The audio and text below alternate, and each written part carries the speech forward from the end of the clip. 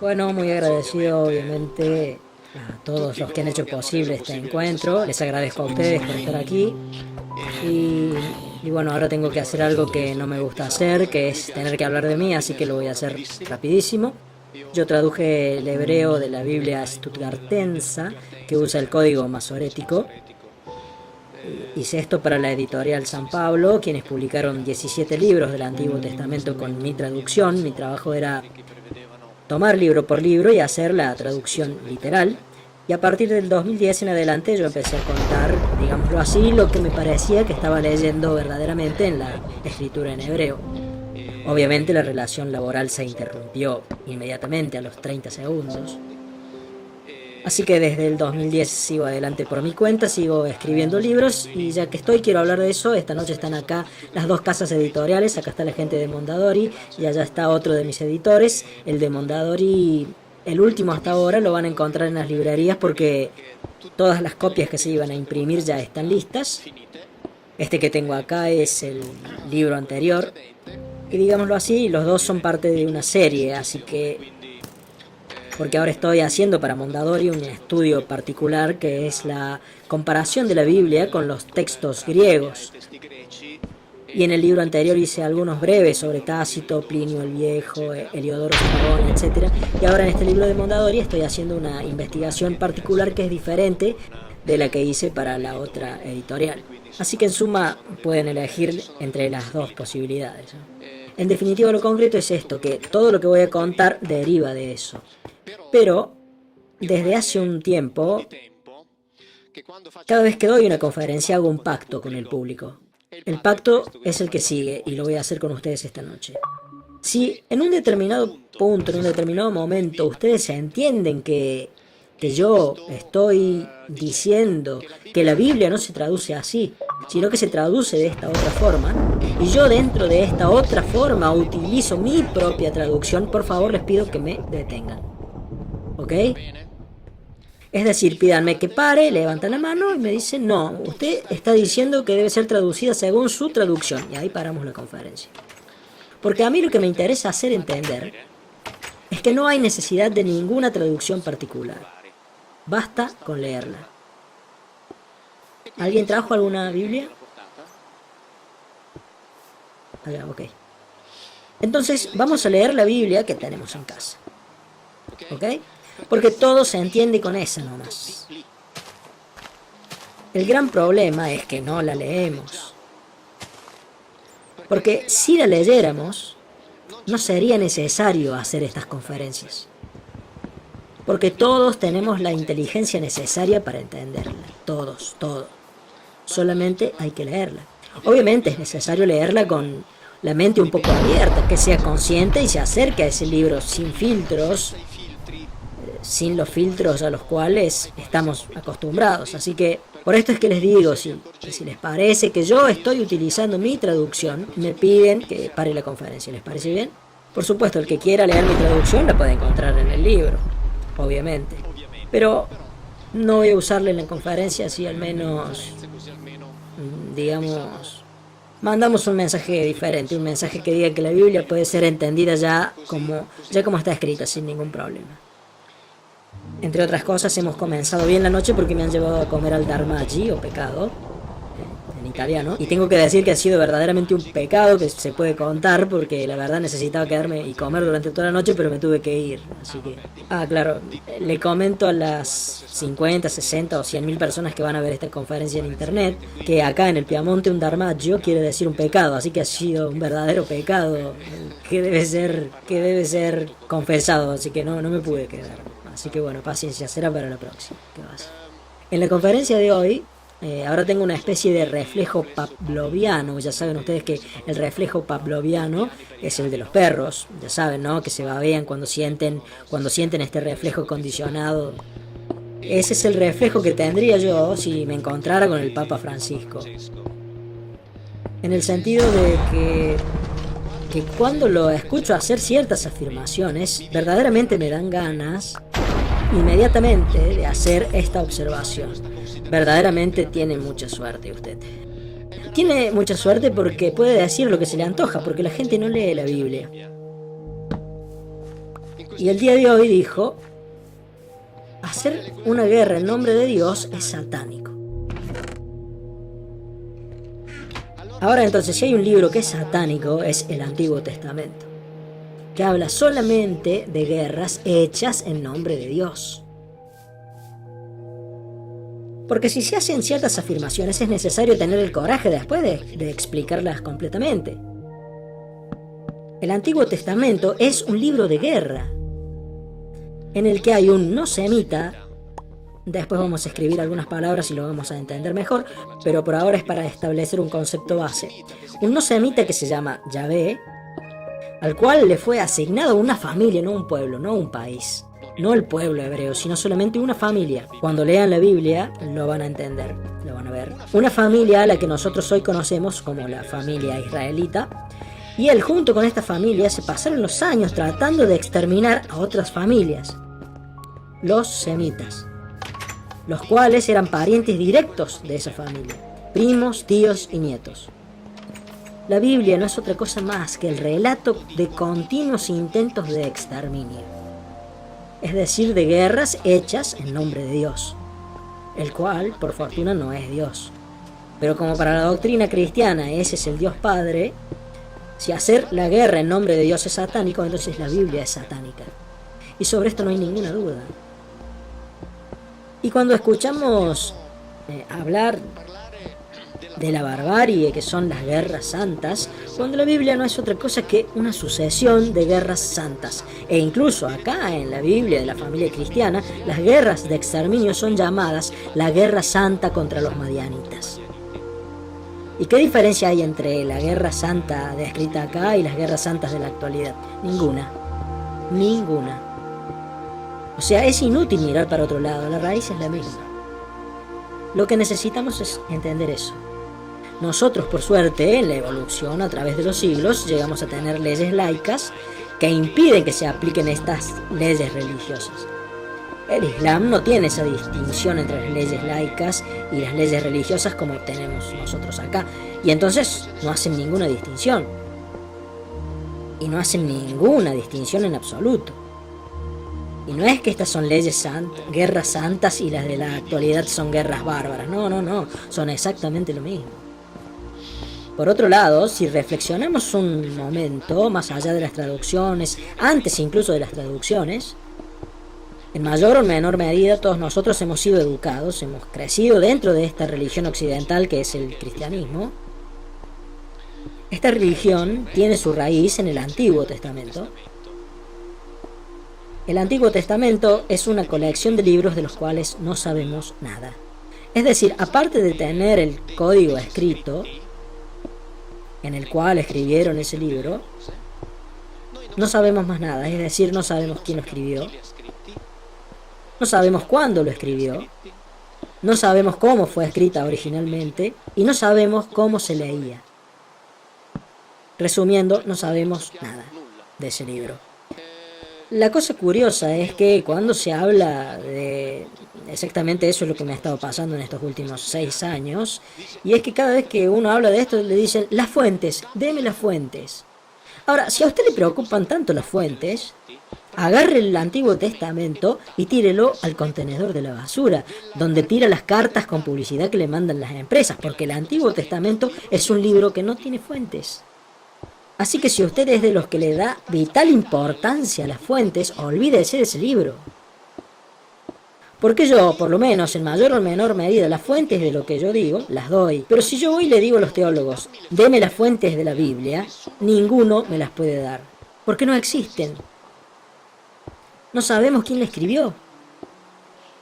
Solamente sabemos que la escribieron decenas y decenas y decenas de personas, a lo largo de muchísimos siglos.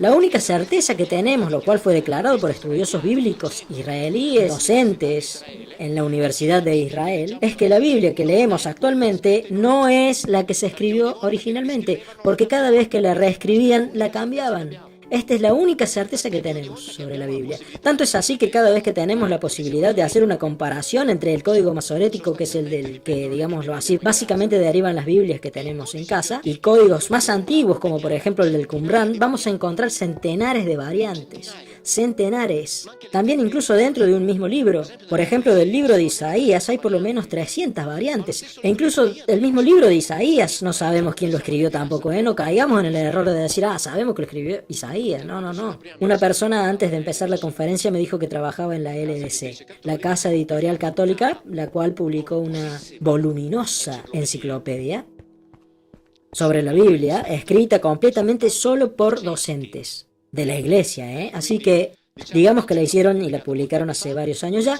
Es una enciclopedia para especialistas, en el sentido de que es difícil de encontrar una en una casa. Van a encontrar en todo caso enciclopedias que están mejor presentadas y escritas de forma fácil de leer, pero ahí en esa enciclopedia está escrito, por ejemplo, sobre el libro de Isaías, y quien lo escribió era el presidente de la Comisión Pontificia Bíblica, etcétera. Escribe el profesor Pena, escribe: nosotros a los primeros 39 capítulos del libro de Isaías se los atribuimos a Isaías porque no tenemos motivos serios para negarlo.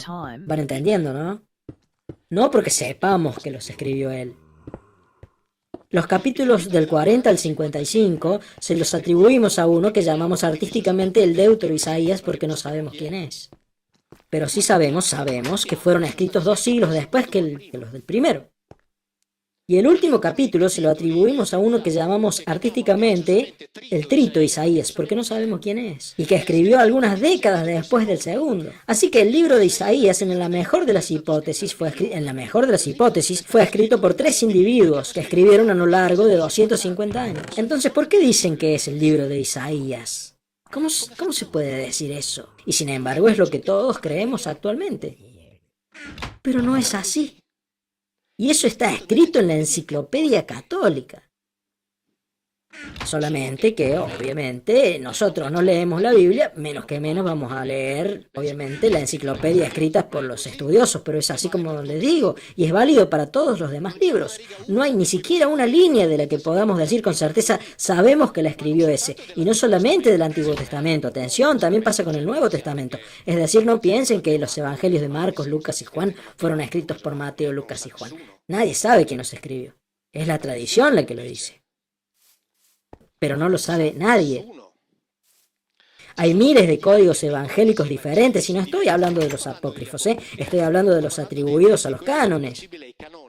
Y no hay 2 que sean iguales. Es decir, no hay 2 códigos que sean iguales. Así que la raíz de esta religión es esto que estamos viendo. ¿Vamos bien hasta ahora? Pero yo quiero ser bueno. Esta religión se predica con todas sus verdades, las cuales deben ser verdades de fe y por lo tanto, por decirlo de alguna forma, verdades indiscutibles, son predicadas por una estructura jerárquica que, para ser bueno,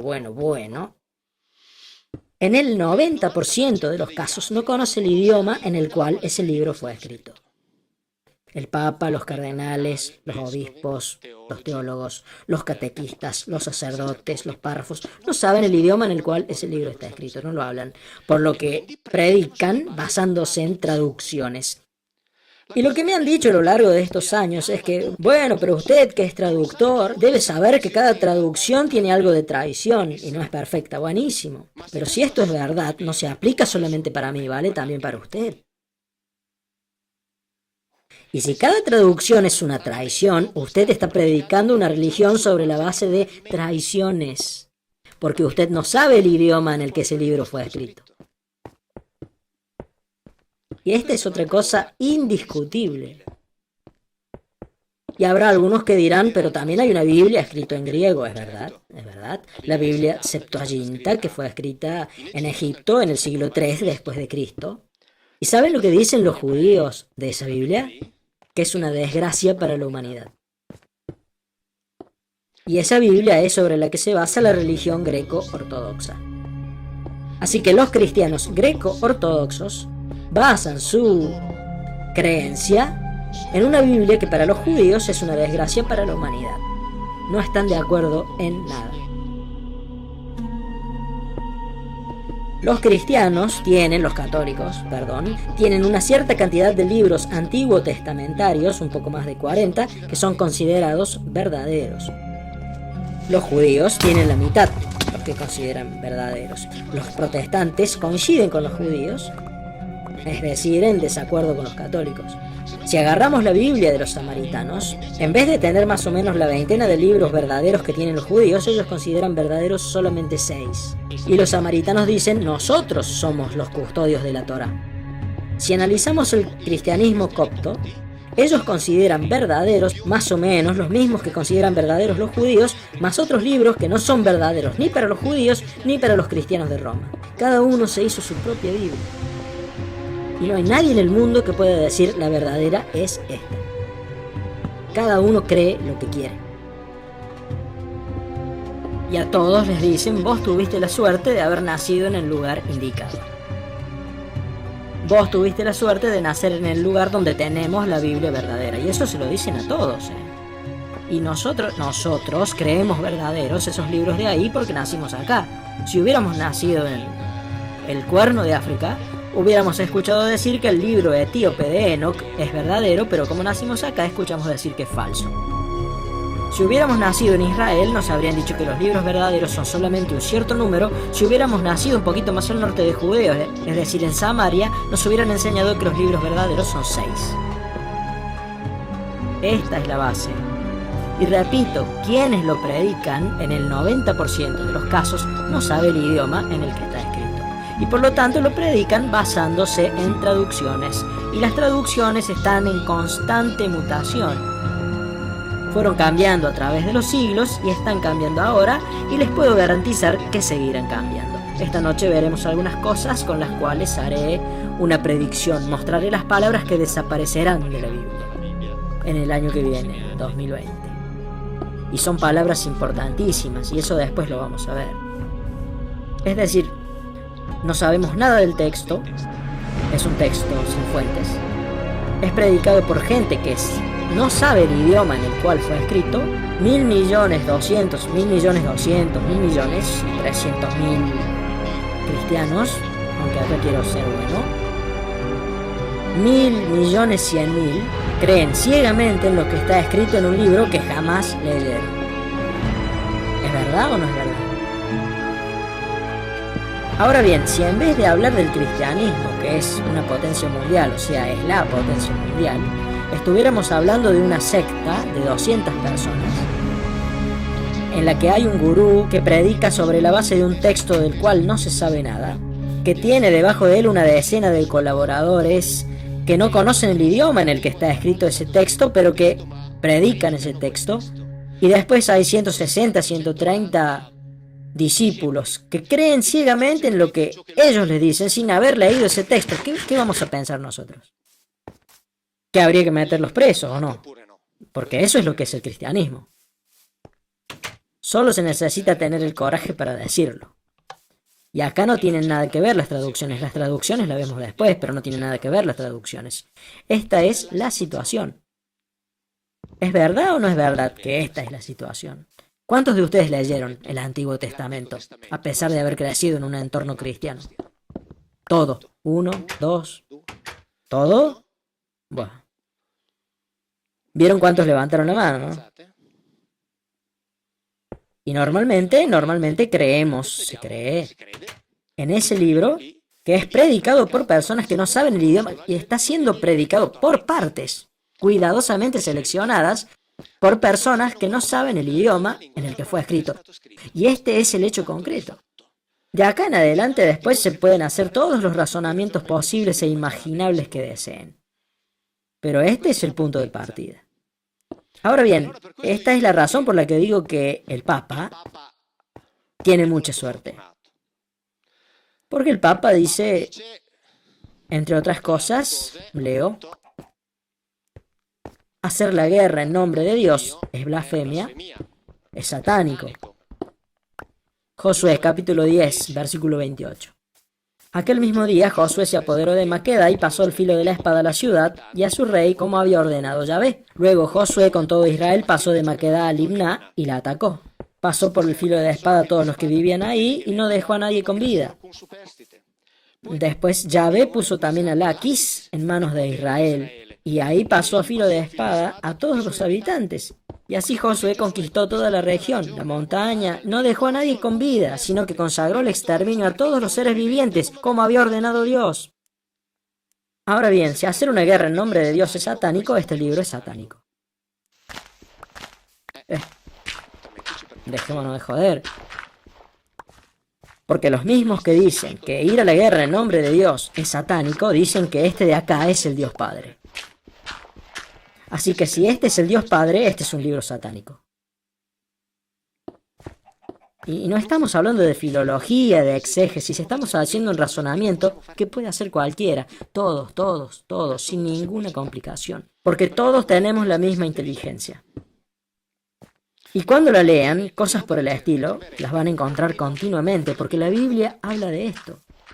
Nosotros tenemos que exterminar a aquellos de allá, porque tenemos que meternos allá donde están ellos. Punto. Eso es todo lo que hay que saber. No hay otro significado. No hay nada más. Y cuando tengan ganas, léanla. Y cuando lean sin filtros los salmos, van a ver que los salmos son cantos de guerra. Cantos en los cuales una familia se alaba a sí misma y a su comandante y le declara la guerra a los otros. Y cuando en los salmos se habla de salvación, se habla de la salvación pero de esa familia con respecto a sus enemigos. Después todo esto fue tomado por la teología y fue transfigurado, transmitido, transportado en ese mundo metafísico que la teología elaboró e inventó. Pero en la Biblia ese mundo no existe. Porque no existe. Cuando digo que no existe, esto es algo que repito siempre, yo no digo que Dios no existe. No digo que el mundo espiritual no existe. Porque yo del mundo espiritual no sé nada. Yo de Dios no sé nada. Por lo tanto, no hablo de eso. No me pregunten a mí si Dios existe o no existe, porque yo no lo sé. No me pregunten cuál es la verdad, porque yo no sé cuál es la verdad. No lo sé ni siquiera para mí, así que imagínense si le tengo que enseñar a otro.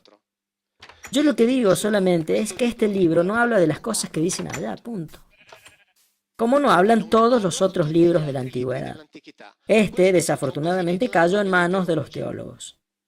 Los teólogos deben ocuparse de la teología. De hecho, cada tanto, en Cerdeña, Liguria, un teólogo enojón.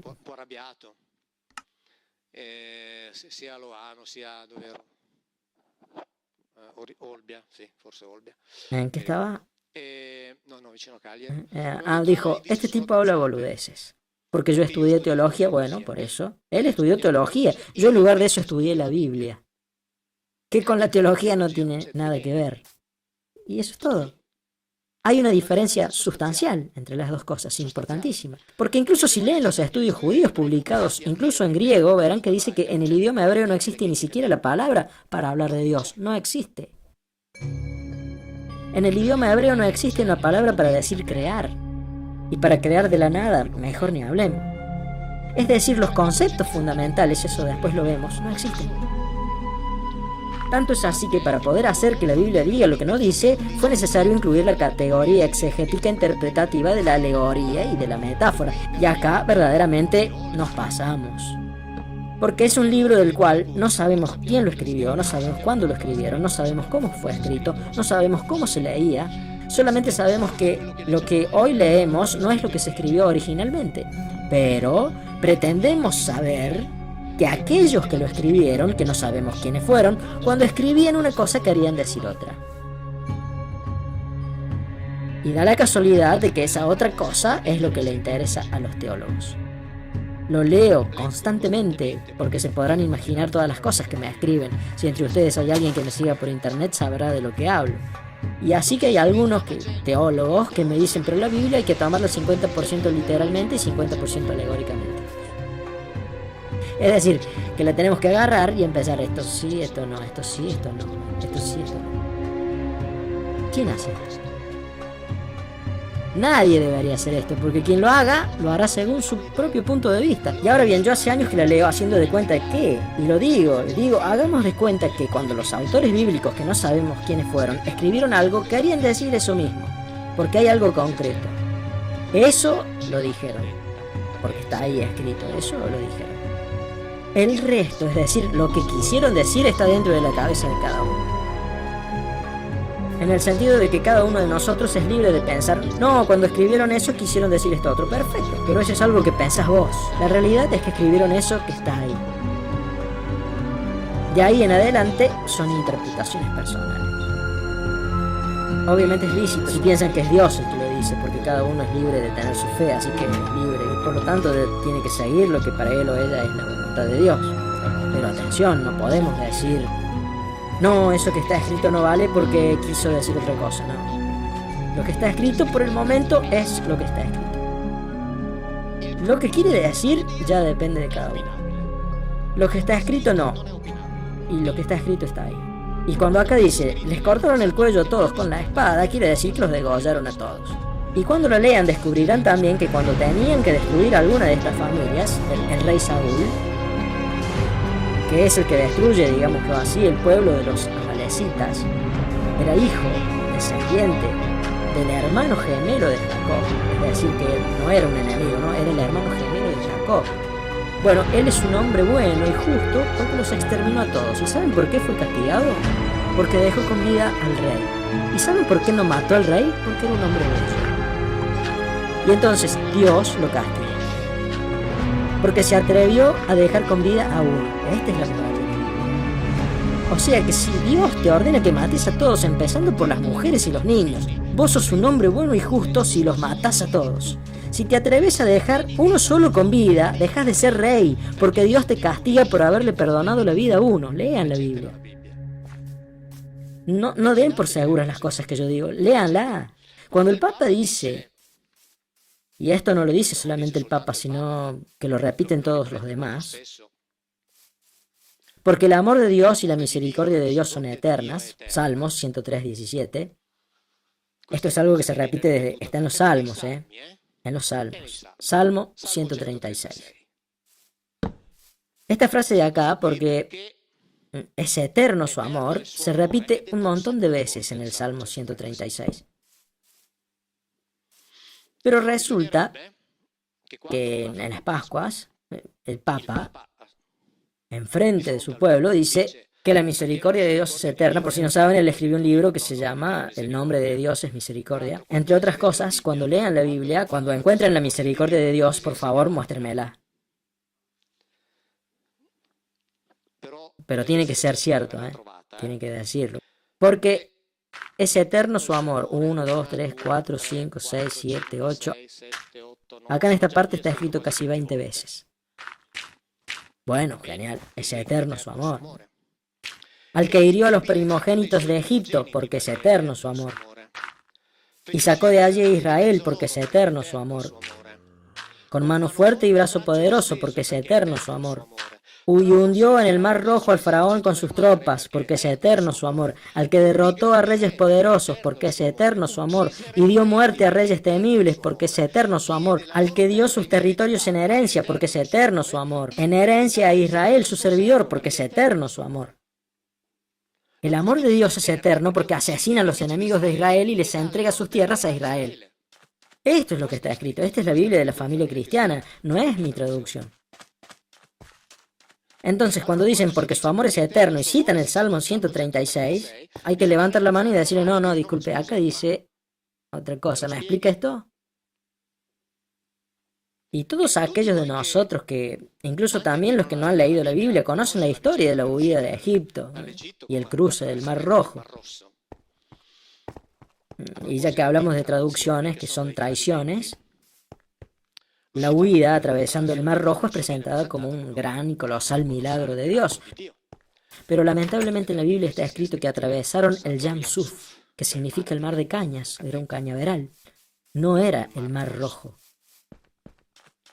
Y los que no saben el idioma lo predican como el cruce del Mar Rojo. Ya saben, con los dos muros de agua. Los que son viejos como yo recordarán la película Los 10 Mandamientos con Charlton Heston. Se deben acordar. Bueno, todo eso no existe, no pasó. Atravesaron un cañaveral, un pantano. Y en la Biblia se menciona 3 veces ese cruce. Y cada una de esas veces lo llama el Yam Suf. Y si hay alguien entre ustedes que sepa hebreo, pregúntenle qué quiere decir Yam Suf. Mar de cañas. Pero esos que lo predican y que no saben el idioma, lo predican como el cruce del Mar Rojo, como el gran milagro de Dios, que no existe, porque ni siquiera aparece en la Biblia. Tanto es así que si ustedes agarran la Biblia traducida literalmente del hebreo, van a encontrar que dice Mar de Cañas y no Mar Rojo. Y no es la traducción mía. Van a encontrar que dice Mar de Cañas. ¿Entienden? Así que, cuando se habla de estas cosas de acá, se habla precisamente de una estructura que predica la Biblia basándose en este tipo de, digámoslo así, traducciones. Pero traducciones que se vuelven un poco más problemáticas si nos ponemos a examinar el concepto fundamental. Porque cada vez que ahí se habla, que aparece discutido, predicado del Antiguo Testamento, y se predica a Dios, obviamente, ¿de qué se habla? Del Dios eterno. Tanto es así que,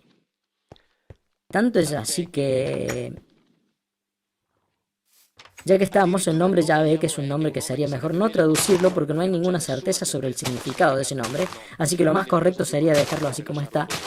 Pero con frecuencia en la Biblia lo van a encontrar traducido como eterno. Así que tienen que saber que cuando vean que en la Biblia que tienen en su casa lean el eterno, en hebreo dice Yahvé.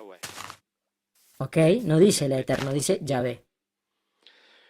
Todas las veces que encuentren, que son 91 veces, cada vez que encuentren la palabra eternidad, en la Biblia aparece la palabra en hebreo Olam. Olam siempre se traduce como eternidad. ¿Quién quiere venir a leer acá de la primera fila? Este es el diccionario de hebreo y aramaico bíblico de la Sociedad Bíblica Británica. La palabra Olam, esta es la edición italiana. Aquí mire, la palabra Olam, que se traduce como eternidad, ¿qué es lo que está escrito en el diccionario? No traducir como eternidad.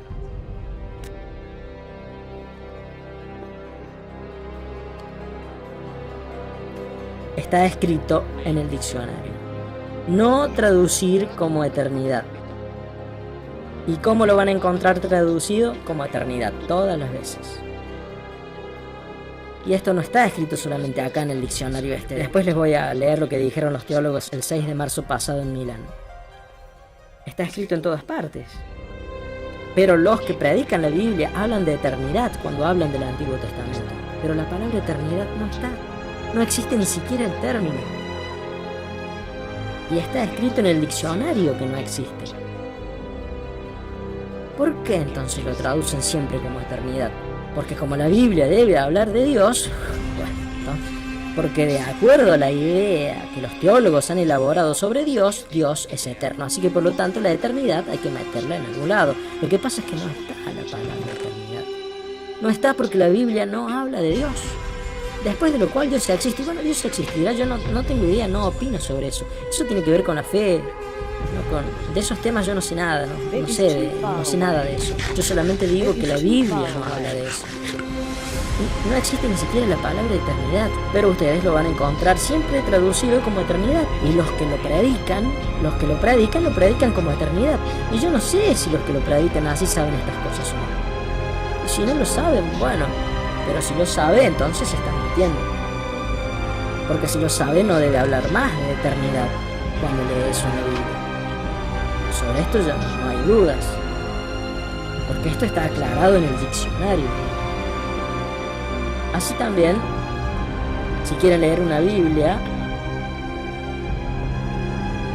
lean la Biblia de Jerusalén, que es una Biblia que trae toda una serie de anotaciones de la filología dominicana, de la École d'études bibliques de Jerusalén, que es una de las escuelas filológicas más viejas, en el sentido de que fue fundada más o menos a mitad del 1800 después de Cristo, y así que tienen en la Biblia de Jerusalén la traducción común y después tienen las notas, que son extremadamente interesantes. Ahora bien, como la teología dice que Dios existe, entonces está bien, ¿ok? Que si Dios existe es eterno, está bien, ¿ok? Que si Dios existe es omnipotente. Ahora bien, omnipotente en alguna parte de la Biblia debe aparecer. Y si ustedes buscan quién era el que tenía una Biblia, podemos buscar Génesis 17. Si agarran la Biblia y leen en Génesis 17, verán que cuando Abraham tiene 99 años, el Señor, que es una de las traducciones de Yahvé, lo llama y le dice: yo soy Dios el omnipotente. ¿Ok? En hebreo dice: yo soy el Shaddai. En las notas de la Biblia de Jerusalén dice: la traducción omnipotente es errónea.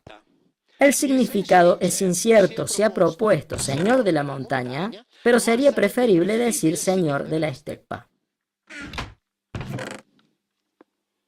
Ahora bien, este sujeto que se le presenta a Abraham, según la hipótesis más acreditada, le dice: yo soy el Señor de la estepa.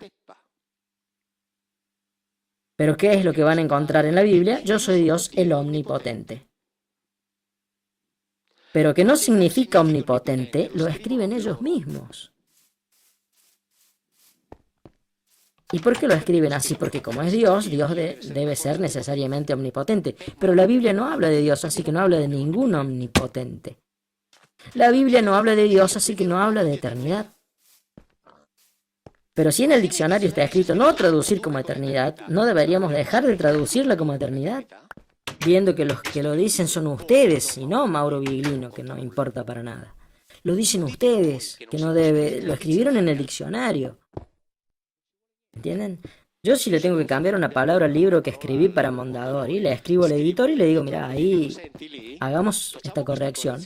En la próxima edición cámbiala y pon esta otra y se sigue imprimiendo con la nueva. Toma 10 segundos cambiar eternidad y cambiar omnipotente en la Biblia.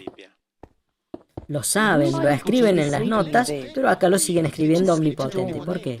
Y porque a mí me parece que si hacen eso, después va a venir un fiel, va a leer la Biblia y va a encontrar yo soy el Señor de la estepa y va a decir: no, un momentito. Acá hay algo raro. Pero, si uno lee toda la Biblia, se da cuenta de que el Señor de la estepa encaja perfecto, porque es coherente con todo el resto. En cambio, omnipotente no es coherente con nada, porque Yahvé de acá va a ser omnipotente. No fue capaz de cumplir ni siquiera una sola promesa de todas las que les hizo. ¿Qué va a ser omnipotente? Tenía sus colegas que lo frenaban, así que hizo lo poco que pudo llegar a hacer. Piensen que al principio le prometió a Abraham: yo te daré todo el territorio que está entre los dos grandes ríos, es decir, del Nilo al Éufrates. Y pasaron los siglos y los siglos y los siglos y solamente logró conquistar algunas parcelas de pasto y un par de montañas en Canaán. Nada que ver con el Nilo y el Éufrates. ¿Qué me vienen con que es omnipotente? Era el Señor de la estepa. El Señor de la estepa es coherente con toda la Biblia. Omnipotente es totalmente incoherente con todo lo demás que está escrito en la Biblia. Totalmente incoherente. Lo que pasa es que no la leemos.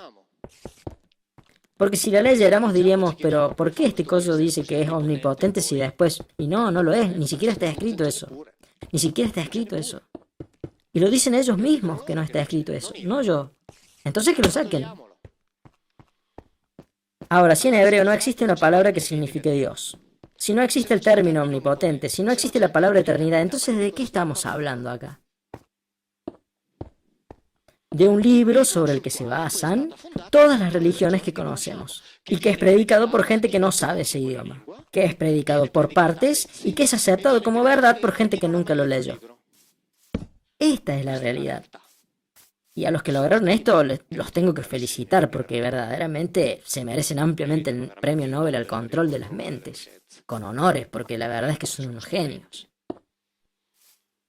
Después se entiende también por qué es que durante siglos estas cosas fueron impuestas también usando la violencia, con la prohibición incluso de tener la traducción.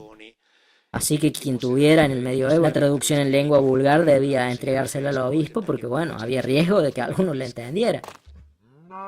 ¿no? Había riesgo de que quien la leyera después la entendiera o de que alguno empezara a hacerse preguntas. Pero esta es la verdad. ¿Me entienden? Y lo dicen ellos mismos.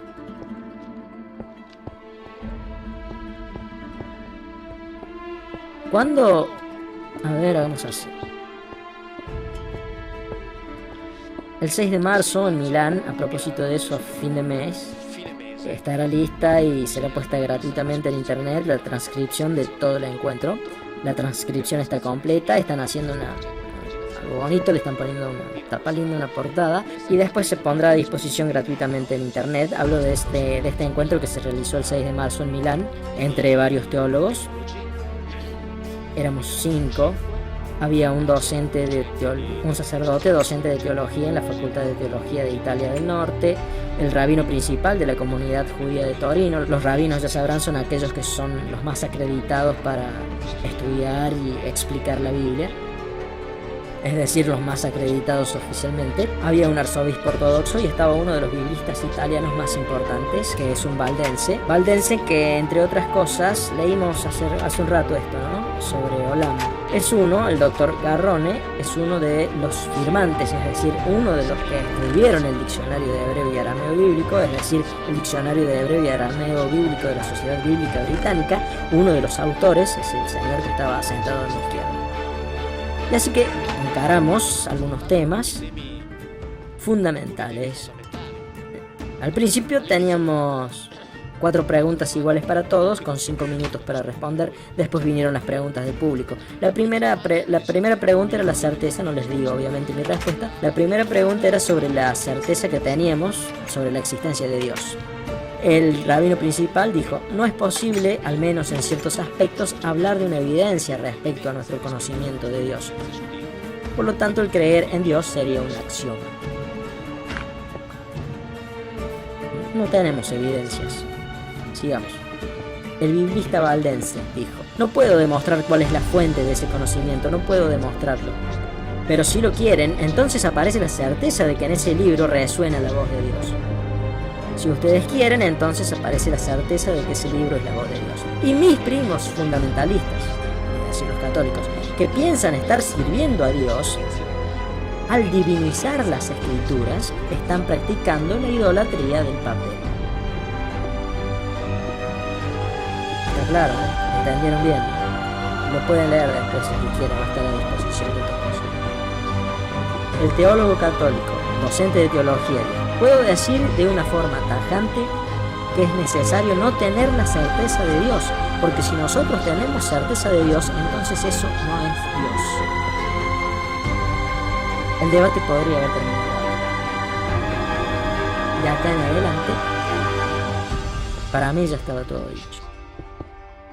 En el sentido de que cuando pusimos, yo no me ocupé de eso porque lo hizo otro, pero uno de los editores que organizó este debate le llevó 1 año y medio para lograr que estas personas asistieran a este debate.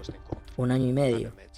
Porque nosotros queríamos que fueran profesionales calificados, no del montón. No esos que me atacan en internet, que se inventan interpretaciones, exégetas, y que son tan conocedores de la Biblia y que me tiran con todos. No, queríamos gente con credenciales. Y bueno, logramos reunir profesionales destacados. Y las respuestas fueron estas. Ahora no tenemos, dice la periodista, ahora no tenemos certeza de Dios. La segunda pregunta fue: ¿tenemos certeza sobre las traducciones? Y también ahí, porque ya saben, lo dije al principio, que para hacerle decir a la Biblia cosas que no dice, se introdujo la categoría de alegoría y de metáfora. Y yo digo, buenísimo. Ahora bien, si la alegoría y la metáfora son las categorías que van a ser utilizadas, agarremos el primer versículo del Génesis, donde dice: al principio Dios creó el cielo y la tierra. No quiere decir esto, pero digamos que en principio Dios creó el cielo y la tierra, y esa es claramente una alegoría, ¿o no? Es decir, como ese pueblo no sabía, como tampoco sabemos nosotros ahora, cómo se originó el universo, se inventaron la alegoría de uno que lo creó. Ah, no, eso es verdadero, eso se lee literalmente. No, momentito. ¿Quién es el que establece? ¿Quién es el que dice qué versículo se lee literalmente y cuál alegóricamente? Díganme cuál es la ley y la regla, porque si yo soy un fiel y quiero leer la Biblia desde el momento en el que la Biblia sería el libro que Dios dictó para llegar a mí, Entonces díganme cuál es la regla, y lo concreto es que esa regla no existe. Así que son ellos los que de tanto en tanto establecen, cuando les queda cómodo a ellos, lo que se debe leer literalmente y lo que se debe leer como alegórico. Así que hablamos de esto. El rabino principal, el doctor Ariel Di Porto, dijo: el primer versículo del Génesis es muy problemático porque si leen las interpretaciones que han sido dadas, encontrarán todo lo contrario de todo. Las indicaciones que dicen que debe ser leído en modo alegórico derivan, por lo tanto, de las tradiciones rabínicas. De nuevo, aparece alguien que se dice a sí mismo: esto de acá hay que leerlo literalmente y esto hay que leerlo en modo alegórico. El biblista valdense dijo: ahora sin duda, en el minuto 48:39 del debate, ahora definitivamente ya no tengo dudas. La Biblia no debe ser leída alegóricamente si tomamos alegoría en el sentido técnico, es decir, como ha sido usada a lo largo de la tradición de la Iglesia. No se lee alegóricamente. Estamos de acuerdo, hace 6 años que digo, hagamos de cuenta que es verdad lo que está escrito y veamos qué sale de todo eso. Así que la alegoría está liquidada, la Biblia debe ser leída como está escrita. Fantástico, se lo firmo. La Biblia se lee como está escrita. ¿Me entienden? Ahora bien, si todas estas cosas las decimos públicamente, ¿entienden que no hay necesidad de hacer estas conferencias y tendríamos que estar andando en bicicleta? Como dije al principio. Y así que tenemos este problema del que hablamos, donde concluimos en que la Biblia no debe ser leída alegóricamente. Y por cierto, estas cosas de acá no están solamente escritas acá. Si ustedes agarran el libro de Sergio Quincio, el teólogo, que cita incluso Gershom Scholem, que es uno de los más importantes, ¿cómo decirlo?, teólogo, pensador, cabalista judío, dice que quien lea el Génesis, también la Torá, es decir, los primeros 5 libros del Antiguo Testamento, pensando encontrar dentro el concepto espiritual, es víctima de una colosal ilusión. Y eso es verdad. No tiene nada de espiritual. Ahí. Después que el mundo espiritual existe, buenísimo. El mundo espiritual existe, yo no tengo nada que decir sobre eso. Pero la Biblia no habla de eso. La Biblia no se ocupa de eso. Punto. Después de lo cual cada uno buscará el mundo espiritual, hablará con los ángeles. De eso no tengo nada que decir. ¿Qué me importa a mí? No me calienta eso. Pero que no me vengan a decir que los ángeles son los que se mencionan en la Biblia, porque de eso sí que tengo cosas para decir. Pero todo está ahí, todo está ahí. Ahora bien, que la Biblia no se lee de esa manera, lo dicen un montón de teólogos, un montón. Pero después, cuando le hablan a la gente, tienen que decirles que dice la eternidad, que dice el omnipotente, que existió la creación, porque si no se les cae todo el circo, se cae como una piedra. Pero se cae todo, no en el sentido de que se cae la Biblia, se cae todo eso que le construyeron arriba. Y la Biblia finalmente aparece con su verdadera moral, con su verdadera esencia, no como un libro de fábulas, sino como un libro que cuenta cosas concretas. Y cada tanto aparece alguno que me dice: usted quiere destruir la Biblia. No, yo estoy defendiendo la Biblia. No la quiero destruir, la estoy defendiendo y digo: miren que ahí está escrito esto. Después de lo cual hagan lo que se les cante, pero sabiendo que está escrito esto. Ahora bien, después se dijo: muy bien, pasemos a las traducciones. Hay cosas que ahora no son compartidas por todos, naturalmente. Y se habló de eso, por ejemplo, se habló del omnipotente. Y el arzobispo ortodoxo, por ejemplo, dijo: pero en efecto, yo creo que acá estamos todos de acuerdo, como decía Mauro, yo había hablado antes, donde tantas veces se debe releer el texto bíblico. Hay que releer un texto donde muchas veces se pierde el sentido de la palabra, como por ejemplo omnipotente, que no tiene nada que ver con el texto original. Pero si no tiene nada que ver, lo saquen. Es simple la cosa, se hace en un ratito. Van y lo sacan. Cuando se habló de la eternidad, lo que leímos al principio, el biblista dijo: es cierto, cada tanto advierto que hay un poco demasiado de precomprensión cristiana en la elección de las palabras, de ciertas bases, etc. Un poco demasiado de precomprensión cristiana. Pero se entiende que el autor es un piadoso cristiano. Y así que derribamos una puerta abierta cuando decimos que debemos corregir muchos errores o imprecisiones en nuestras traducciones. Derribamos una puerta abierta. Pero si la puerta está abierta, este error de acá lo tenemos que cambiar ahora sabiendo que es un error. Y si sabemos que son errores y continuamos escribiéndolos, ya no son errores, es falsificación deliberada. Porque él, cuando dice no traducir como eternidad, él en un cierto punto, el biblista valdense, él había dicho antes, me sorprende que Biglino se sorprenda de esto. ¿Por qué? Porque en lo que me respecta, repite, se rompe una puerta abierta. Todos los diccionarios, todos los grandes diccionarios dicen eso, incluidos los diccionarios teológicos. Pero entonces, si todos los grandes diccionarios, incluidos los de teología, dicen eso, queremos sacar eternidad de la